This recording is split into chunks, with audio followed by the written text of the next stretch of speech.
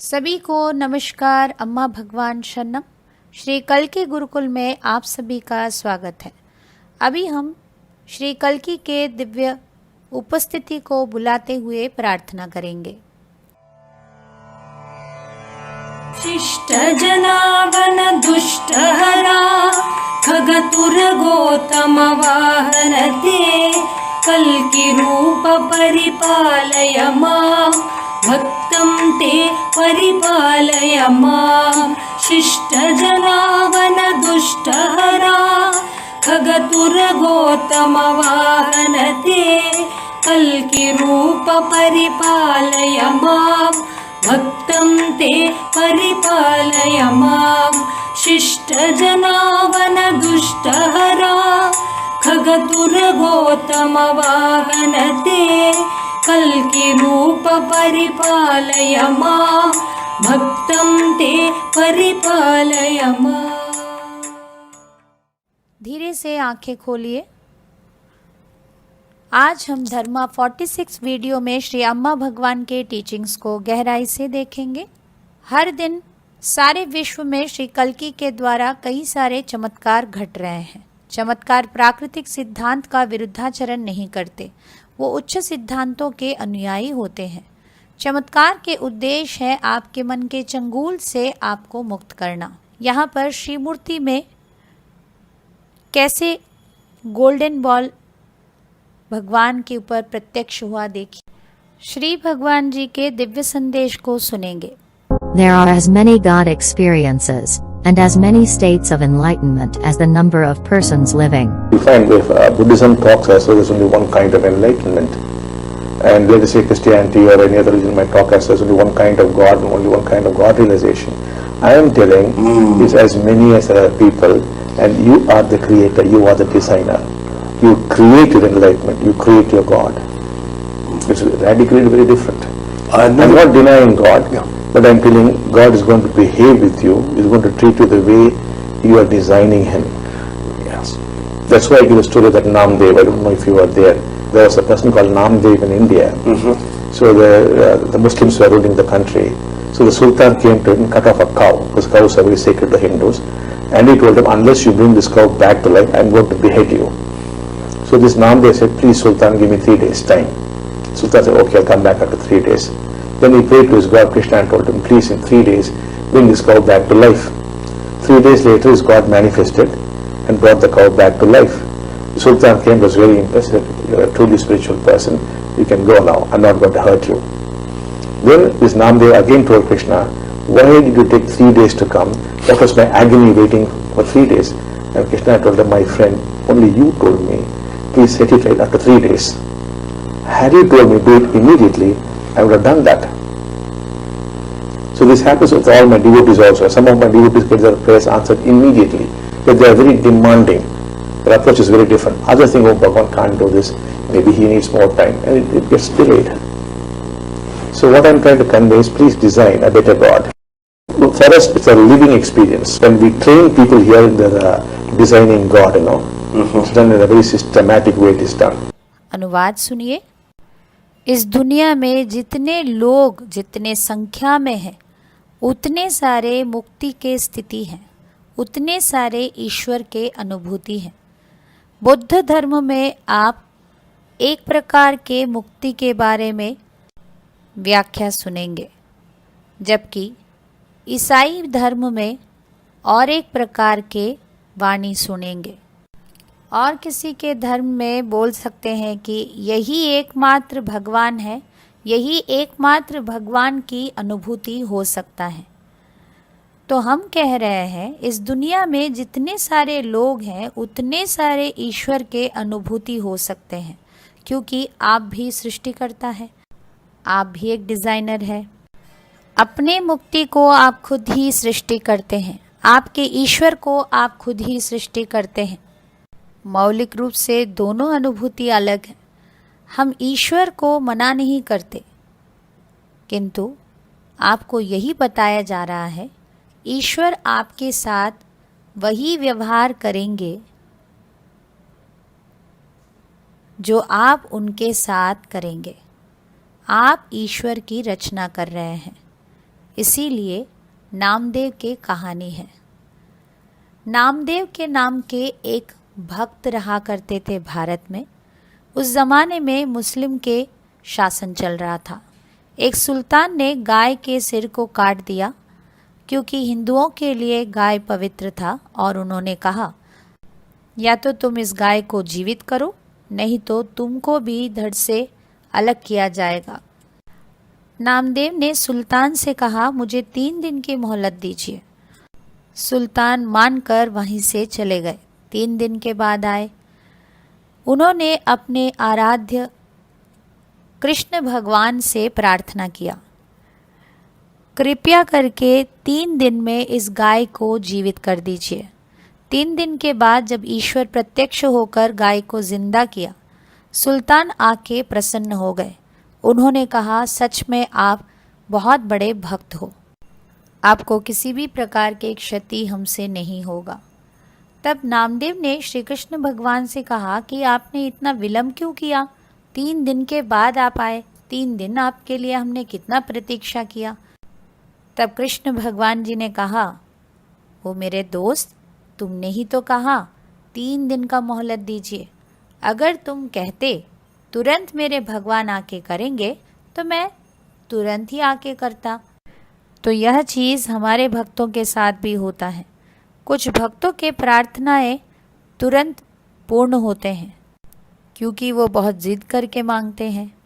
उनका मांगने की तरीका अलग है, जबकि कुछ और के लिए लगता है कि भगवान ये नहीं कर सकते, इसे करने के लिए थोड़ा ज़्यादा समय की ज़रूरत है, इसीलिए शायद उनके लिए विलंब होता है।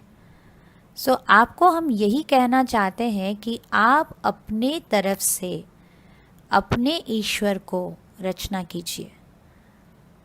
हमारे लिए ईश्वर एक जीता जागता अनुभूति है। हम कई सारे लोगों को सिखाते हैं ईश्वर की रचना किस तरह करना चाहिए। जब आप सिस्टमेटिकली वैसे करेंगे तो आप एक शक्तिशाली ईश्वर को अनुभव करेंगे। मुक्ति पाने के व्यक्ति कैसे जीवन जीते हैं, चलिए अभी हम सुनेंगे। The awakened one listens, the unawakened one reacts. जीवन मुक्ता सुनते हैं। मुक्ति ना पाने की अवस्था में व्यक्ति प्रतिक्रिया देते हैं। सामने वाले व्यक्ति जो कुछ भी बात करने दीजिए, हम उनको कितना सुनते हैं ये हमारे चैतन्य स्तर के ऊपर भी निर्भर करता है। जीवन मुक्ति प्राप्त किए हुए एक लड़की अपने अनुभूति को इस तरह बता रहे हैं, मैं हर दिन जो भी काम करती हूँ, हर कार्य को, हर इंटरेक्शन को मैं बहुत एंजॉय कर रही हूँ। मेरे अंदर इतना आनंद कहाँ से आ रहा है। एक दिन मैं बारिश होने वाला था, छत के ऊपर जाके कपड़े लेकर आई तो मेरे बहन ने मुझे देखकर कहा, पागल हो गए हो क्या, इतना हंस रहे हो? तो मुझे कुछ भी नहीं लगा। अक्सर ऐसे बातचीत में मैं बहुत आहत होती हूँ, मगर इस बार मुझे कुछ भी नहीं लगा। मुझे मेरे बहन के वो बातें आनंद दे रहे थे। बारिश का शब्द, प्रेशर कुकर का शब्द, घड़ी का, गाड़ी का, फ़ोन का, हर शब्द वो सुन रहे हैं तो उनको आनंद आ रहा था।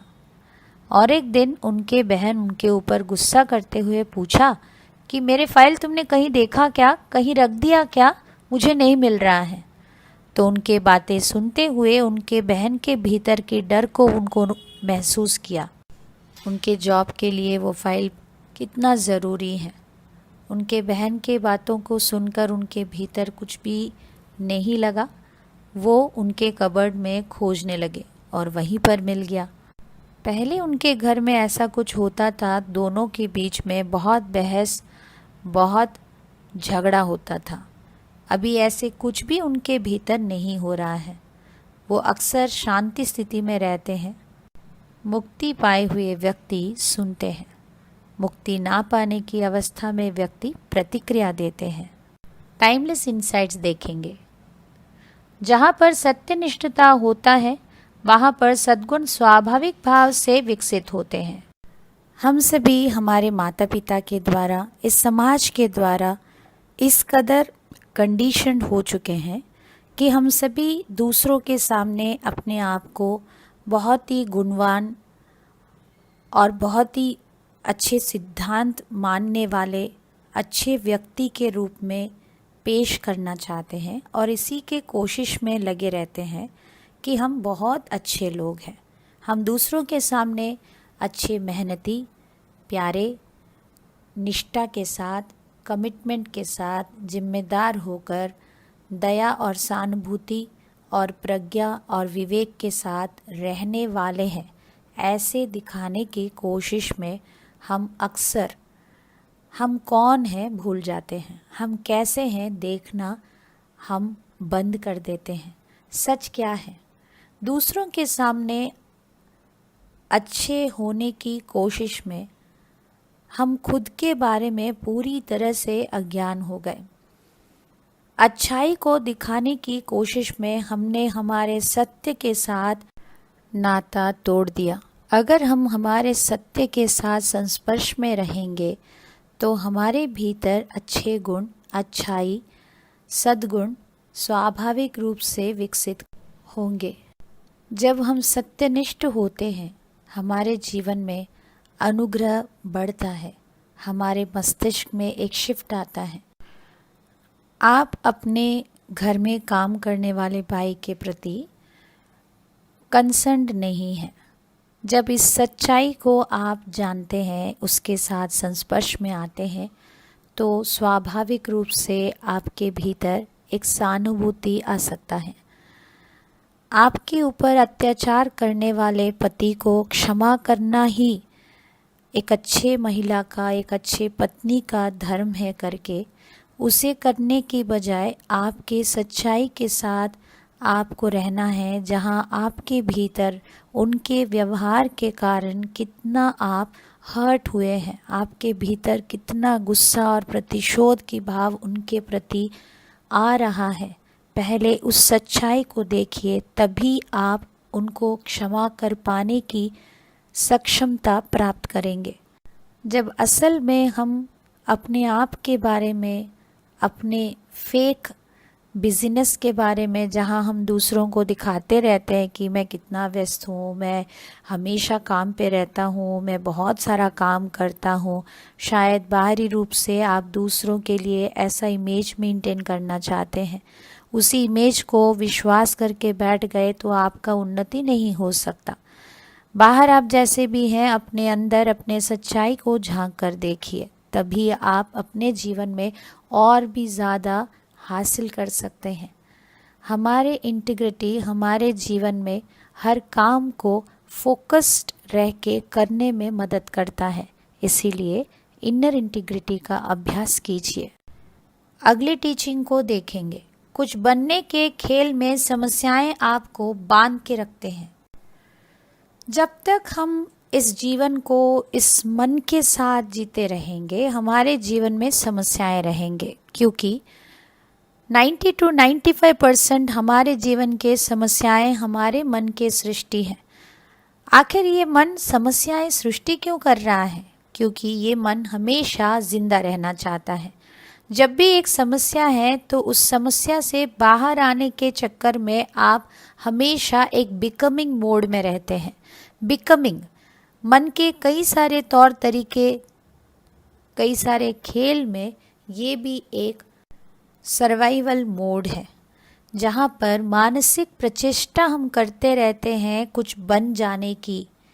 हम जहाँ हैं वहाँ से कहीं और चले जाने की मानसिक प्रचेष्टा को हम बिकमिंग कहते हैं। इसी बिकमिंग के वजह से हम अक्सर हमारे समस्याओं में इस कदर फंसे रहते हैं कि हम अक्सर बोलते रहते हैं, बस जब मेरे प्रॉब्लम सॉल्व हो जाएंगे ना, मुझे और कुछ नहीं चाहिए। बेटी का शादी हो जाने दो, बस बेटा जब पूरी तरह से सेटल हो जाएगा, बस लोन सब जब क्लियर हो जाएंगे, मुझे और कुछ नहीं चाहिए। क्या आपने इसे ऑब्जर्व किया? आपकी एक समस्या समाधान हो जाने के बाद क्या आप सही में रिलैक्स हो रहे हैं? जीवन को एंजॉय कर रहे हैं जैसे आपने सोचा था, एक नई समस्या आकर आपके सामने खड़ा हो जाता है, क्योंकि मन आपको हमेशा इसी खेल में फंसा के रखता है। अगले टीचिंग को देखेंगे। आपके रिश्ते में जो आप अनुभव करते हैं वही आपके जीवन के अनुभूति हो जाती है।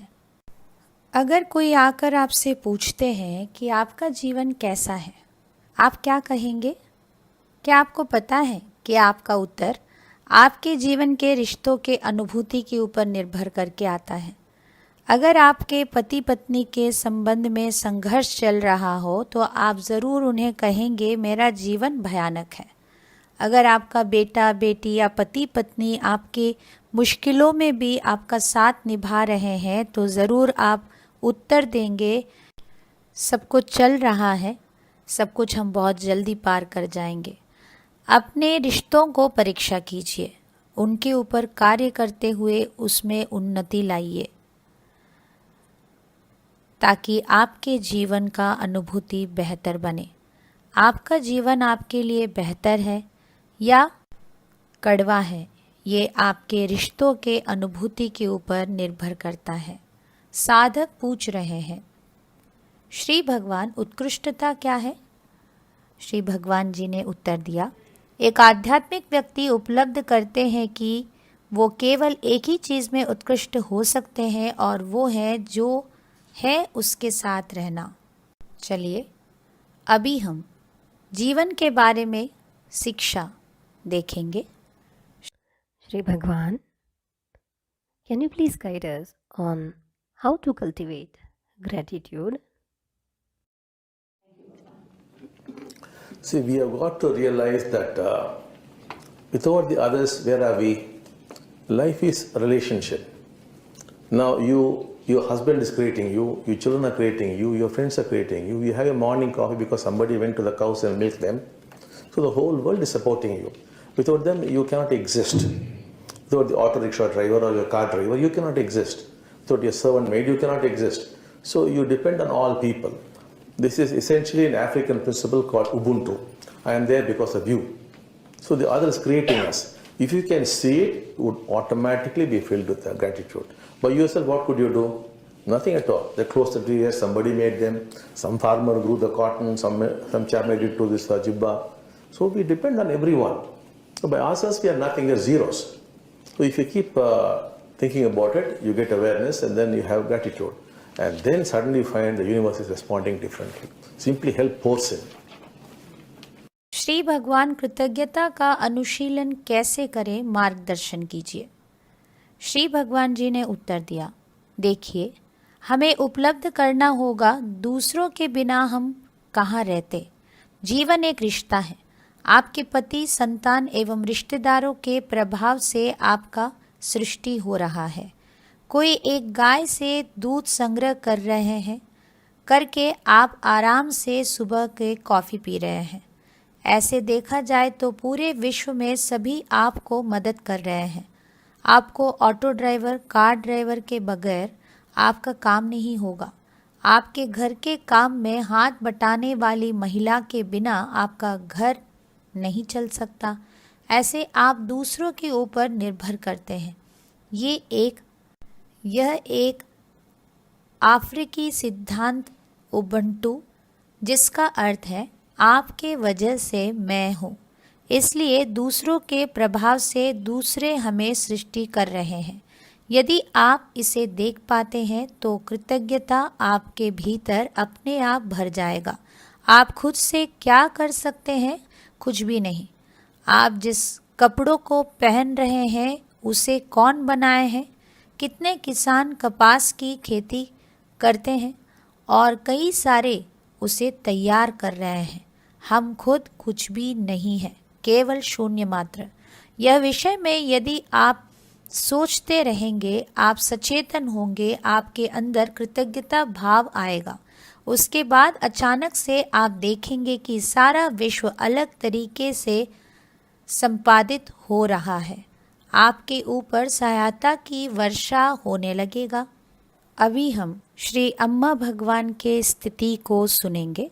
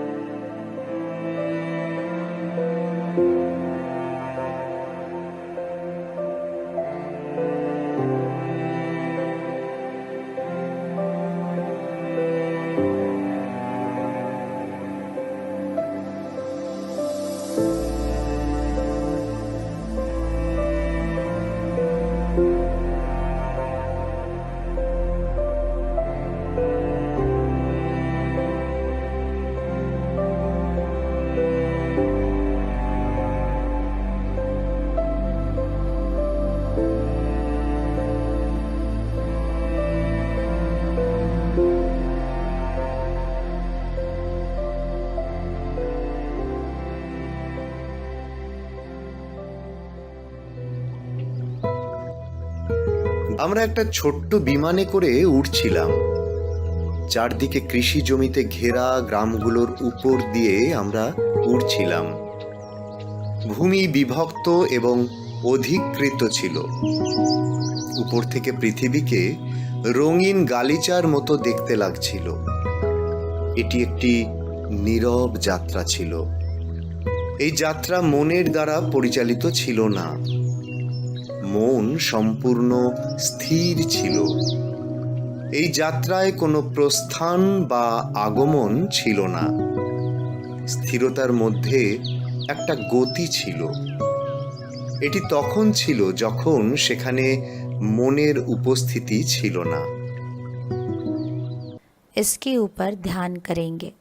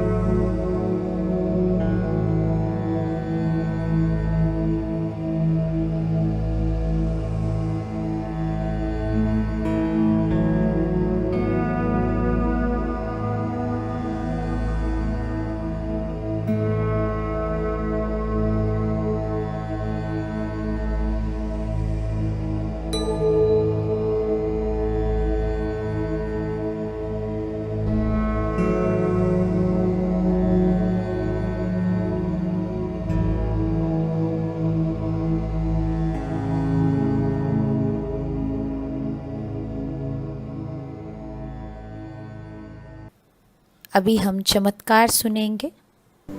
आप सभी को नमस्ते। आइए सुनते हैं श्री कल्की का चमत्कार। पाकुतुंगा अंगुल उड़ीसा से मैं प्रभाती प्रधान हूँ। मेरे जीवन में घटित एक बहुत खूबसूरत चमत्कार साझा कर रही हूँ। 21 साल के विवाहित जीवन के बाद भी मैं गर्भ धारण नहीं कर सकी थी।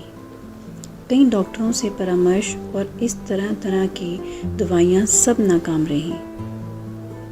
मेरा परिवार और मैं दोनों ही मेरे माँ बनने की उम्मीद छोड़ चुके थे। तभी मुझे अनुग्रह प्रदाता श्री कल्की के बारे में पता चला। 2014 में मैंने श्रीमद् भगवान के युगल दर्शन में भाग लिया और संतान प्राप्ति की प्रार्थना की।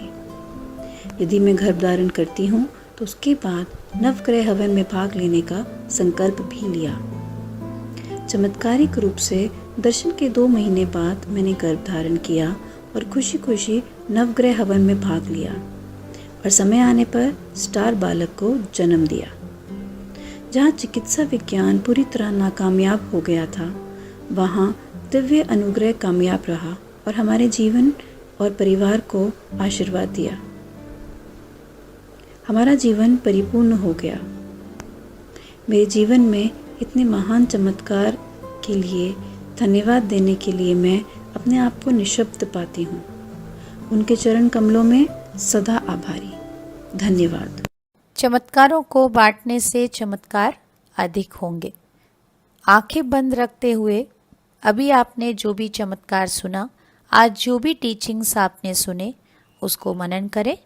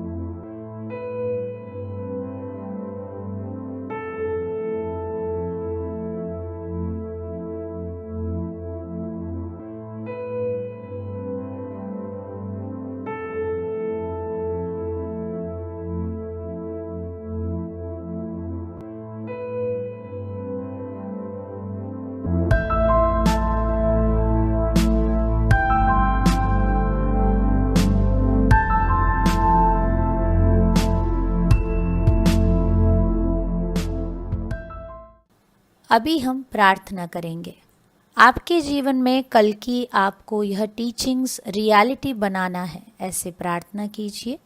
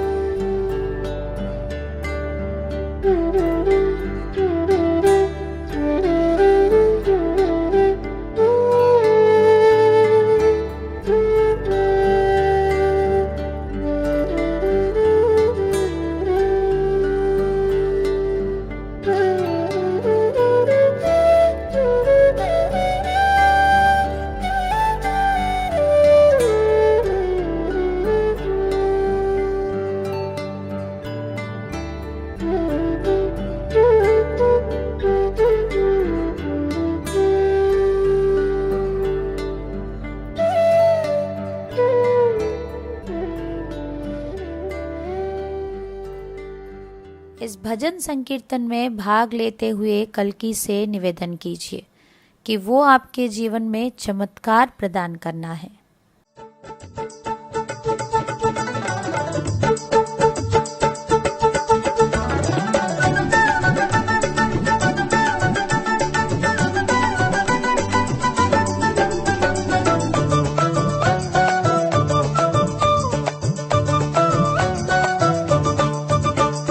భగవానే అమ్మ భగవానే భగవానే అమ్మ భగవానే సచ్చిదానందుడే భగవానే సత్యలోక వాసుడే భగవానే సచితానందుడే భగవానే సకలక వాసుడే భగవానే భగవానే అమ్మ భగవానే సచితానందుడే భగవానే సకలక వాసుడే భగవానే